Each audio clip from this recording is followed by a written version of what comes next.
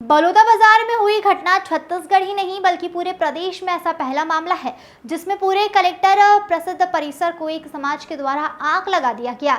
इस पर पूर्व मुख्यमंत्री भूपेश बघेल ने पूरी कहानी को बताते हुए कहा कि यह घटना गिरौदपुरी में 15-16 तारीख को हुई है। वहां सतनामी समाज के जैद खान को क्षति पहुंचाई गई है, जिसके बाद समाज के लोगों ने शिकायत की। पुलिस ने कार्रवाई करते हुए भारतीय जनता पार्टी के ठेकेदार उसके जो मजदूर हैं उनको पकड़ लिया और गिरफ्तार भी कर लिया। उन्हें जमानत पर छोड़ दिया गया, लेकिन समाज के लोग इस कार्रवाई से संतुष्ट नहीं थे। उन्होंने आज फिर ज्ञापन सौंपा।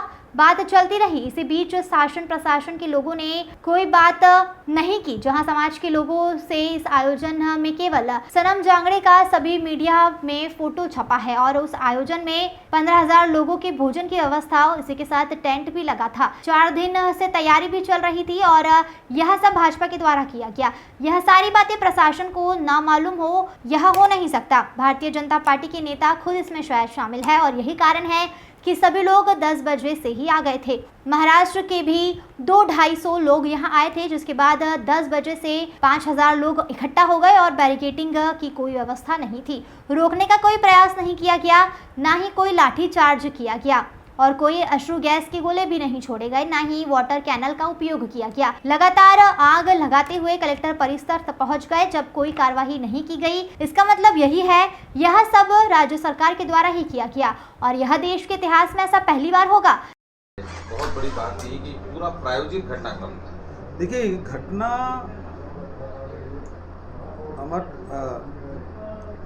वहाँ गिरौदपुरी में नहीं, ये घटना 15-16 तारीख की है, जो गिरौदपुरी धाम में जो पवित्र गुफा है, वहाँ जो जैद खान है उसको किसी ने क्षति पहुँचाई और उसमें समाज के लोगों ने, सतनामी समाज के लोगों ने शिकायत की।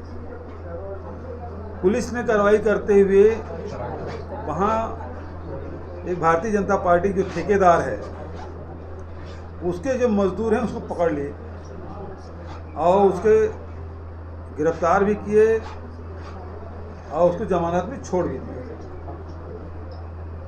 लेकिन समाज के लोगों को इससे इस कार्रवाई से संतुष्ट नहीं थे, पुलिस की कार्रवाई से। उन्होंने फिर ज्ञापन दिया, लगातार बात चलती रही। इस बीच में शासन प्रशासन के लोगों ने कोई बात नहीं की, तो समाज के लोगों से। फिर 10 तारीख को जो आयोजन है, इस आयोजन में आप देखेंगे ज्ञापन कौन दे रहा है? सनम जांगड़े, जो भारतीय जनता पार्टी जिला अध्यक्ष है। सारे मीडिया में प्रमुखता से उसका फोटो छपा है, चाहे एसपी के साथ हो चाहे कलेक्टर के साथ हो। और जो लोग हैं वो उन्हीं से जुड़े हुए लोग हैं, जो फोटो दिखाई दे रहे हैं।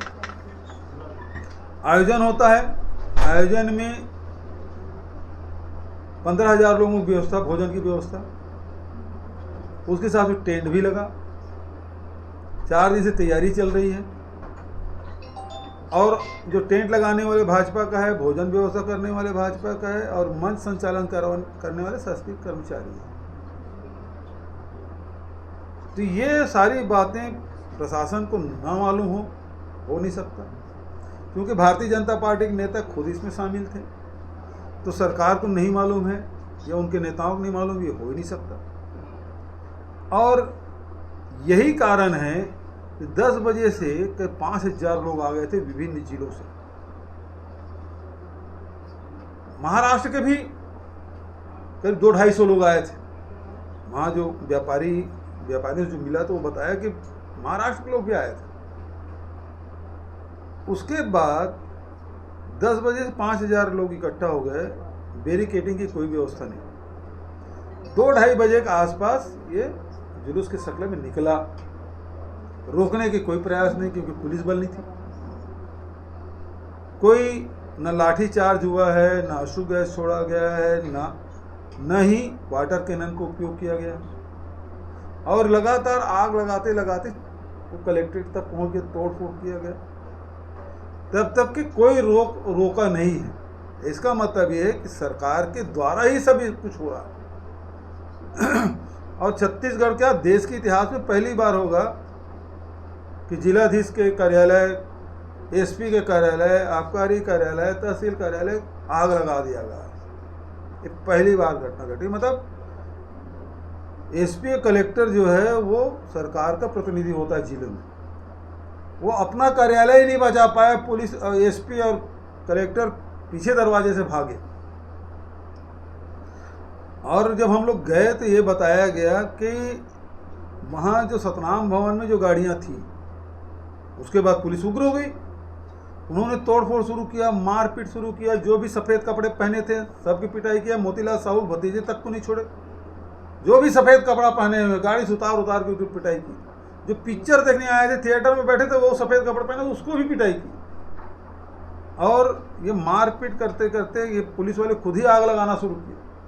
जो सतनाम भवन में जो गाड़ियाँ खड़ी थी, 4-5 मोटरसाइकिल है, एक पिकअप वैन है, छोटा हाथी है, इस सबको आग लगाने का काम पुलिस वालों ने किया, जो प्रत्यक्षदर्शी ने बताया। उस भवन के सामने एसपी की गाड़ी की भी देखा गया। इसका मतलब कविता प्राण लहरे बता रही, जो विधायक है विलयगढ़ के, वो सर्किट हाउस में थी। वो जब फायर ब्रिगेड की गाड़ी को आग लगा रहे थे तो उन्होंने रोकने का प्रयास किया, उसका वीडियो भी वायरल हुआ। ये सर्किट हाउस में थी, पुलिस वाले आए, दरवाज़ा बंद किए, वहाँ के उसके पीएसओ, नहीं तो इसके भी वहाँ को फूकने के चक्कर में थे। तो इस प्रकार से एक तरफ जो असामाजिक तत्व है वो आग लगाने का काम किया, तो दूसरी तरफ पुलिस वालों ने भी मारपीट, तोड़फोड़ और आग देने में पुलिस वाले भी शामिल थे। तो कुल मिला के ये है, न पुलिस इनसे संभल रहा है, न प्रदेश इनसे संभल रहा है। तो इनको तो सीधा सीधी बात है कि विष्णुदेव साय सरकार को इस्तीफा देना चाहिए। कॉन्फ्रेंस करके सीधा कांग्रेस के विधायकों पर आरोप लगा रहे हैं कि इन्होंने साजिश रची है और ये घटनाक्रम इनकी देन है। आप कह रहे हैं भारतीय जनता पार्टी की देन है। जैसे उन्होंने कहा कि देवेंद्र यादव ने भड़काऊ भाषण दिया, जो तीनों मंत्री प्रेस कॉन्फ्रेंस की उसमें कहा, उसका क्लिप दिखा दीजिए। मंच भी चढ़ी सी नहीं है, किसी समाज के लोगों ने बुलाया, वो चले गए, देखे, उसके बाद 10 मिनट रुके चले गए। वो रायगढ़ जा रहे थे। बचत और बता दीजिए, जिन्होंने आयोजन किया, जो सारी व्यवस्था की, उसको गिरफ्तार कर नहीं रहे।